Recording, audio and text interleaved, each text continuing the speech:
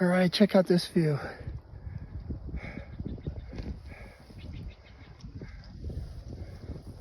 Oh, that Swift Reservoir behind us.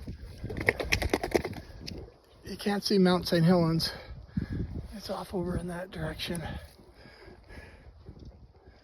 But always take a few seconds and take in the view. Nice, huh? Get out there, get outdoors. Set some trail cameras, see what you can see.